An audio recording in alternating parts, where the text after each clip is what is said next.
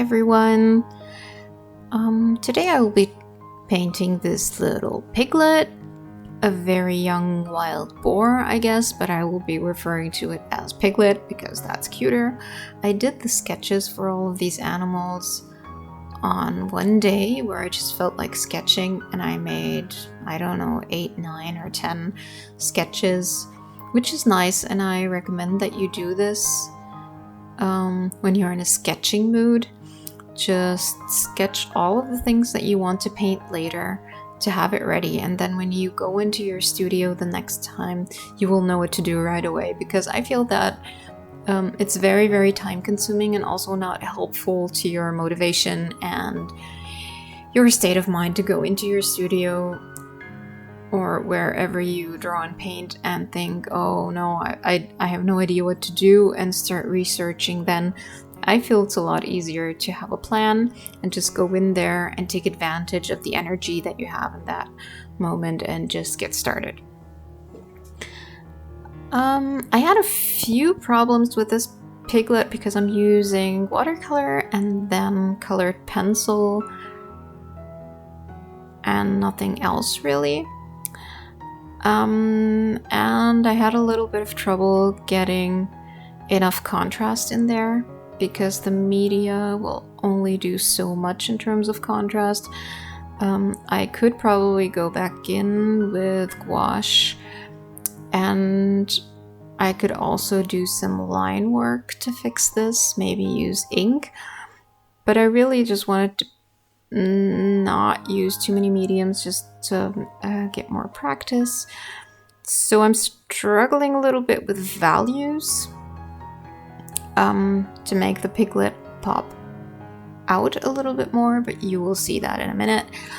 What I want to talk about today, though, is things that really bug me about the artist life. So I'm sure I can think of a lot more, but just off the top of my head, a few things that bother me are feeling like you are the only one who's this invested in art.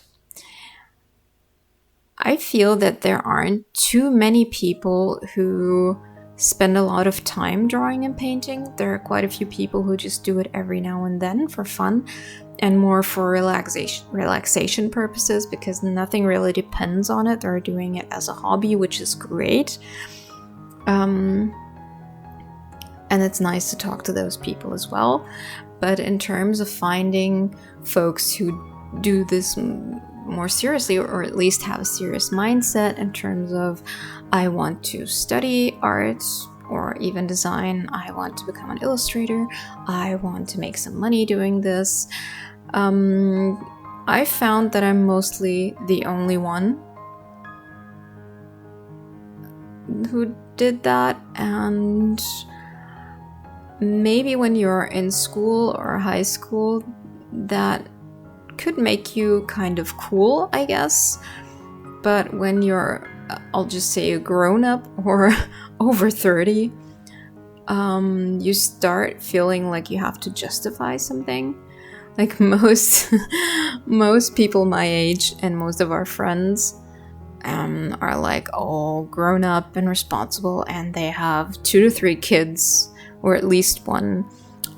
They have really secure jobs, and most of them have bought a house already, things like that. So sometimes when you're out with others, you feel kind of weird, because there's stuff to talk about, because art obviously isn't the only thing in my life, but the subjects that they talk about a lot are often things that I don't really have much to say about. And sometimes I wish I had people that I could be really nerdy with, like talk about our favorite artists and our favorite resources online, and just the way this color looks next to that color, like silly, stupid things like that, that only people understand who do something similar to you, you know what I mean?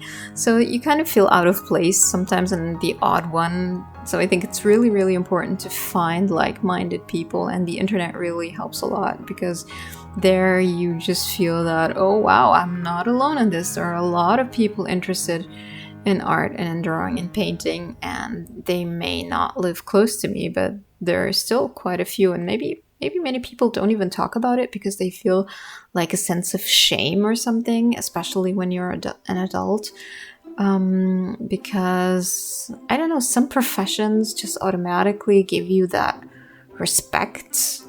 Like when I tell people that I studied veterinary medicine, everyone is like automatically, they know what that means. They know how long it takes to study it. They know what a veterinarian does. And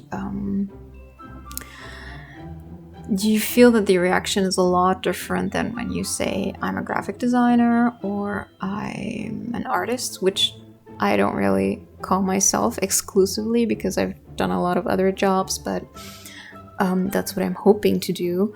And it's like almost you're not ashamed at all, but you feel that you get those weird looks like, oh, so you're a starving artist, or don't you want to do something decent or something?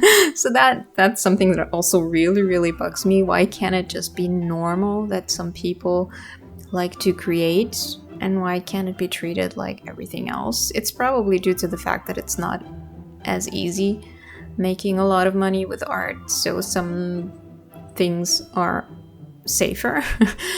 But still, I wish it were more normal and more, I don't even want to say respected, but appreciated, because yeah, there are a lot of important jobs and jobs that are needed, but what would it all be worth if we didn't have culture, and if we didn't have art, and if we didn't have things to enjoy? I mean, it doesn't even have to be visual arts, and it doesn't even have to be painting, but how many people watch movies and listen to music and read? So to me, all of that is art, and I feel like the appreciation only goes to a certain point, and I get it, but it's kind of sad that it's that way.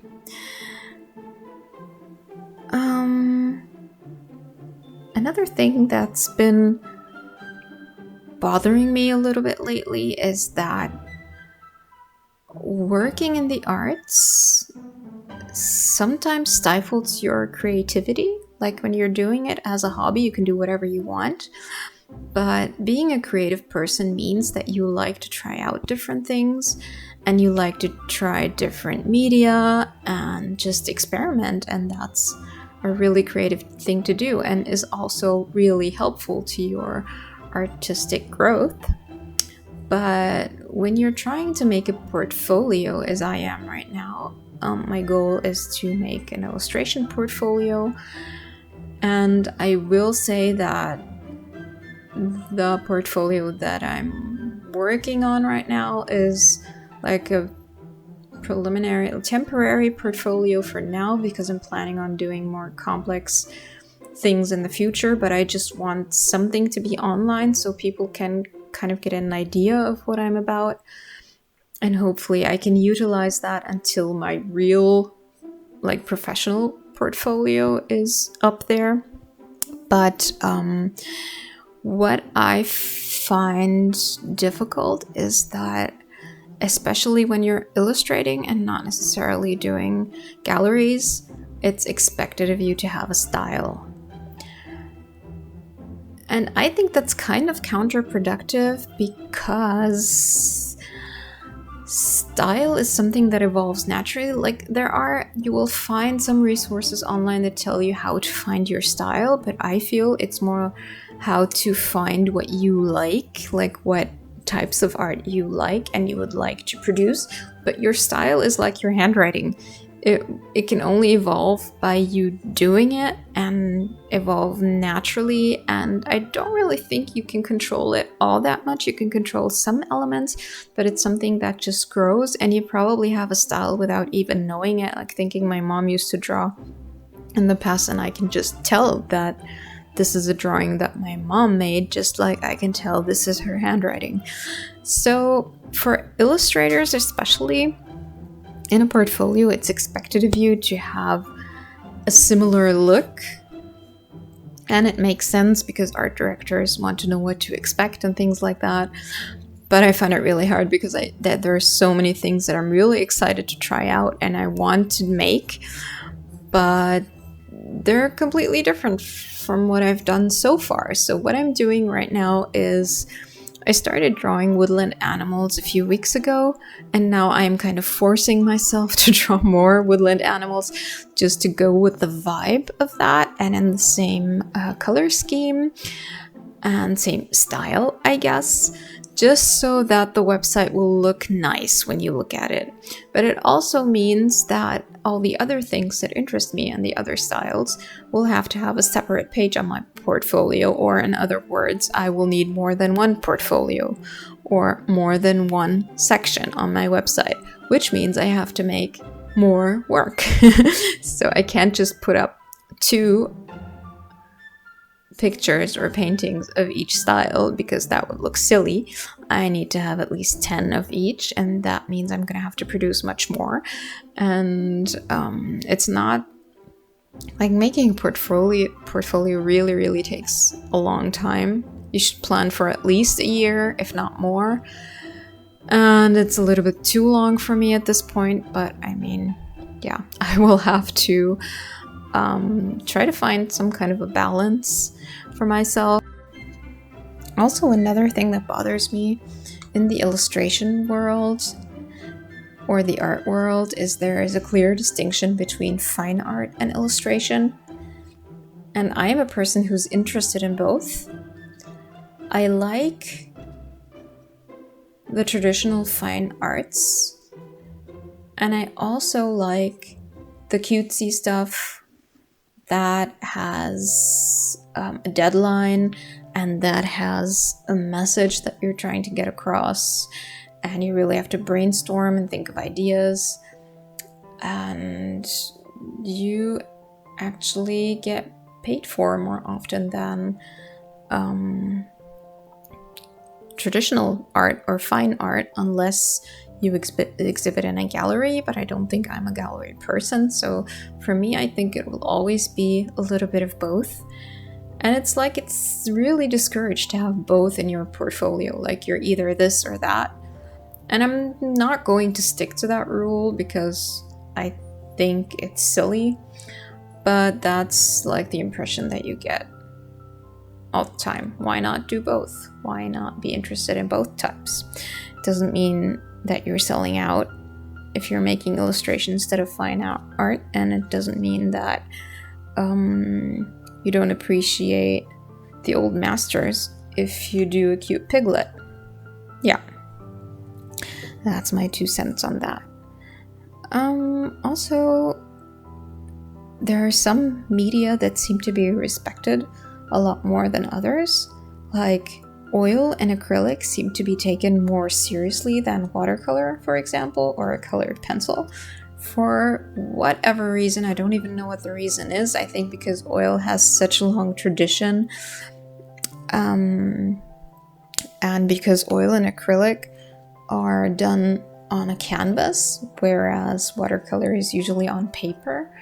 And it's like people just automatically have more appreciation for a canvas than paper. I don't know why, but that's the way it is.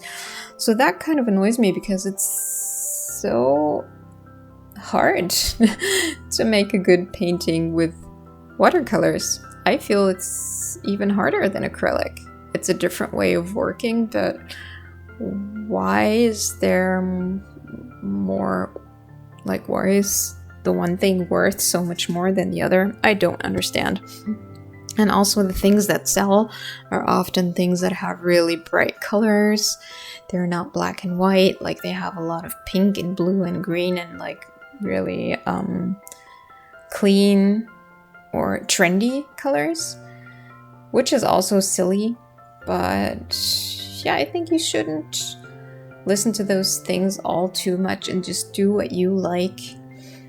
And maybe just do something crazy every now and then, like give your piglet red outlines or pink outlines, whatever this color is, to make it more obvious. I think I can go back to this and like improve it digitally. I used to think that that was cheating, but I mean, if I had done this painting digitally from the get-go, then there wouldn't be anything wrong with changing the colors. So why would I be ashamed of optimizing it digitally now? Like, it doesn't make sense. So I'll probably go back to this and fix it because I'm not quite happy. But yeah, those were my few pet peeves that I could think of right now, and I'm sure I have a lot more. What are the things that bother you a lot about the art world? Let me know in the comments, and I hope you stay creative and that you paint and draw and sketch and collage and do whatever you want during the next week until we see each other again on Friday. Have a wonderful week, and I'll see you then. Bye!